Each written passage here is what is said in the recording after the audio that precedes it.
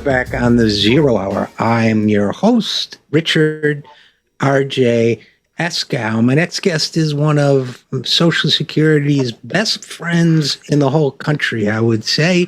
I feel like he's an old friend, given that he's been on the program several times. I profiled him for the American Prospect, and he's got a new version of his Social Security 2100 Act now. Representative John Larson is a Democrat. He represents the 1st Congressional District in Connecticut, and he joins us now. So first of all, Representative Larson, welcome back to the program. Good to be with you, Richard. So secondly, Social Security 2100 Act. Is this the year we get it over the finish line? This is the year we get it over the finish line. And, you got to ask what's different. Well, the guy on Pennsylvania Avenue who campaigned on it as a sacred trust. And we've combined the best elements of Social Security 2100 with the president's initiatives as well, modified it a little bit in terms of the pay for, which was his suggestion because he wants to be consistent with not having put forward any tax on people below $400,000.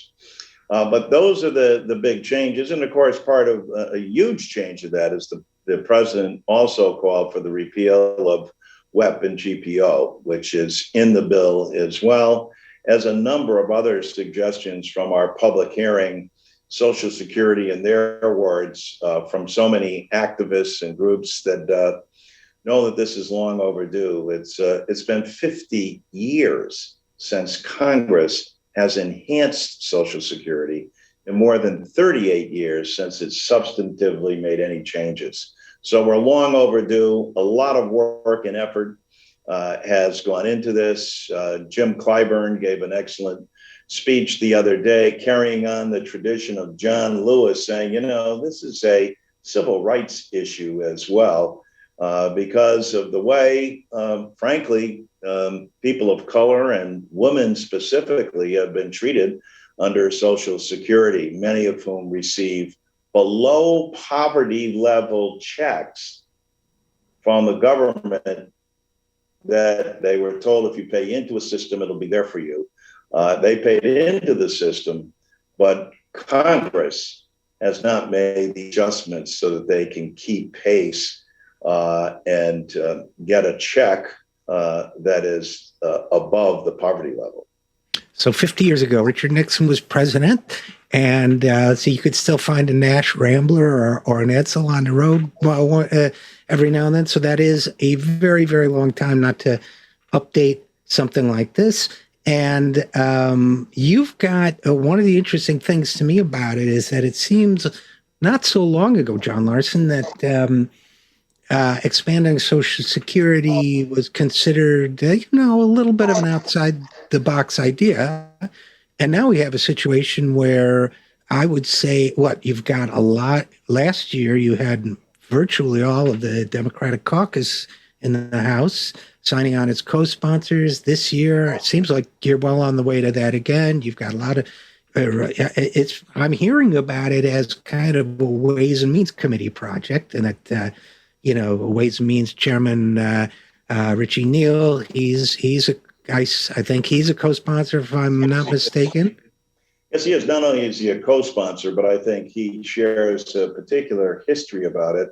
Having been raised on Social Security, imagine having lost your father, your mother, and then your grandmother was raising you, and you lost your grandmother, ultimately he and his family being raised by an aunt. And so he and several members, Alexandria Ocasio-Cortez, spoke about how this impacted her family when her mother had to leave work to care for her father, who was ill, who ultimately died, and what that meant for her brothers and sisters, and a lot of the changes that are in the bill, including, because she was working as a waitress at that time, the ability to raise the age so that you still receive benefits as you were finishing your college, which impacted so many people. And, yesterday, you're right, it certainly has emanated from the Ways and Means Committee, but to have someone like Connor Lamb from Western Pennsylvania, a former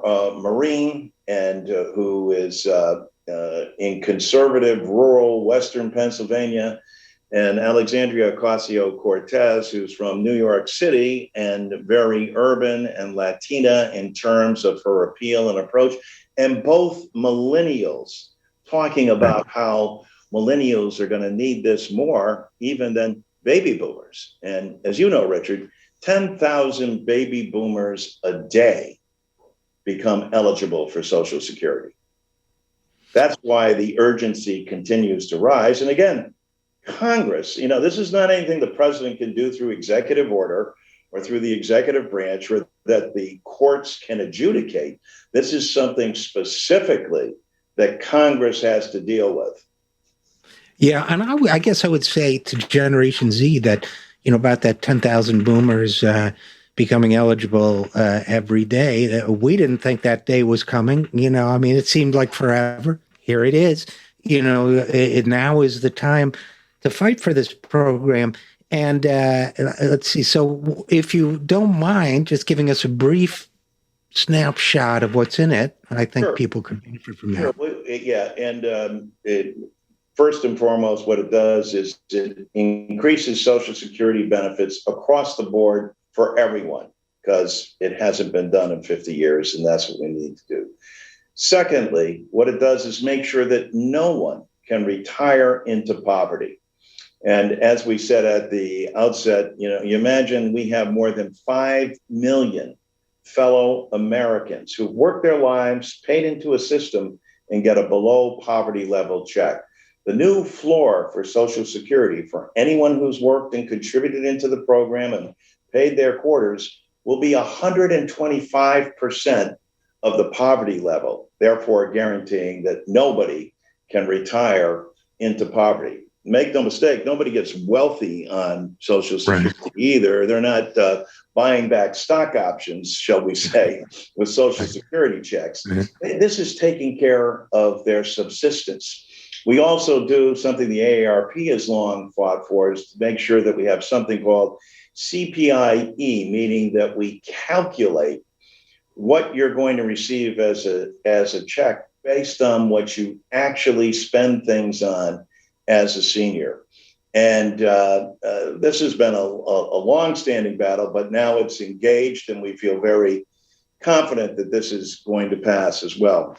More generous benefits for widows and widowers, and aid to grandparents that are raising their children, expanding the age that for children to stay on the program, especially if they were going through college and someone in their family either dies or is disabled and they're receiving Social Security, making sure that everybody 25 years and older receives a written report from Social Security so that you get to see that status. You made a good point earlier. The interesting thing, we always used to have to go back to 1935 so that people would say, this is how it was birthed during the Great Depression when everybody lost everything. Well, we only have to go back to 2008, 2009, and people remember they watched and saw their 401k become a 101k. And during that same time, Social Security never missed a payment. Not a pension payment, not a disability payment, not a spousal or a dependent payment. And that's why it's America's #1 anti-poverty program for the elderly and also for children as well. And all of those initiatives are strengthened within our bill because, as we pointed out, hasn't been done in 50 years. And Representative John Larson, I'm glad you mentioned children because, a lot of the rhetoric against expanding Social Security and doing what this bill does, a lot of it centers around, we've all heard Alan Simpson, the former Republican senator, greedy geezers and all that stuff.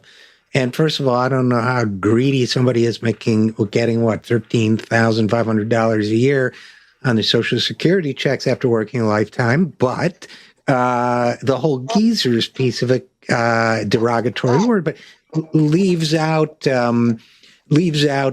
children that you mentioned, dependent children who lose a parent, leaves out disabled adults, right, who are on Social Security disability insurance, And so it's a multi-generational bill, isn't it? It is. And as we were saying earlier, both Alexandria Ocasio-Cortez and Connor Lamb, neither of whom are on the Ways and Means Committee, but both have real life stories. Here's Connor Lamb talking about disabled veterans. Most people don't realize, and I'm glad you pointed this out, Richard, that veterans rely more on Social Security disability than the VA. And Connor made that point as well. And here was Alexandria also talking about her family and how her brothers and sisters were stuck. And were it not for Social Security benefits coming in, those children would be living in poverty as well. But because of Social Security,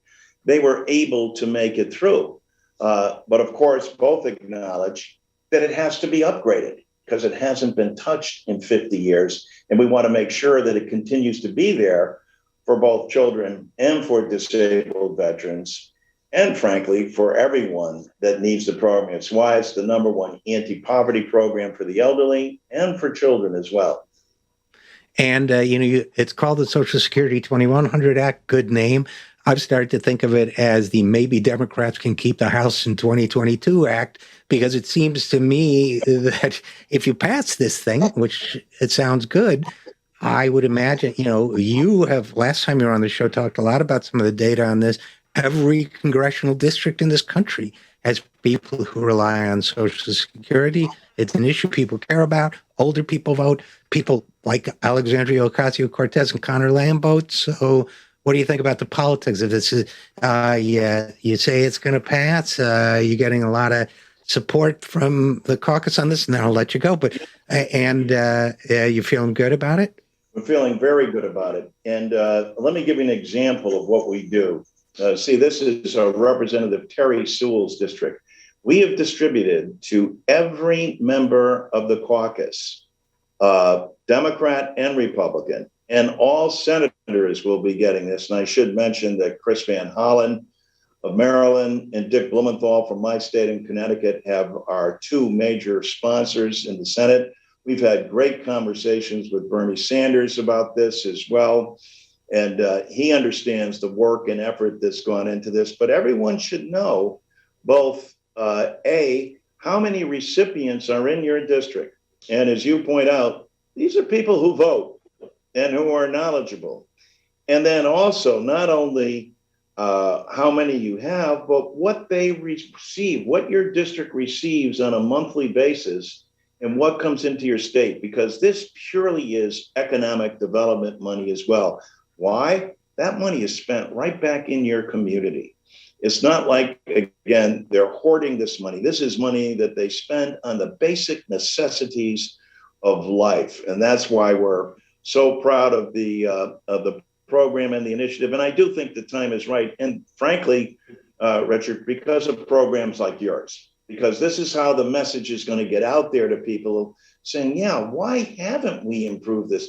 When you tell people Congress has the sole responsibility for this and they haven't acted, I don't care whether you're a Democrat, Republican, or independent, you're saying, well, for God's sake, don't you think it's time? Don't they understand what we're struggling with? And the truth of the matter is, most of the public believes we do not.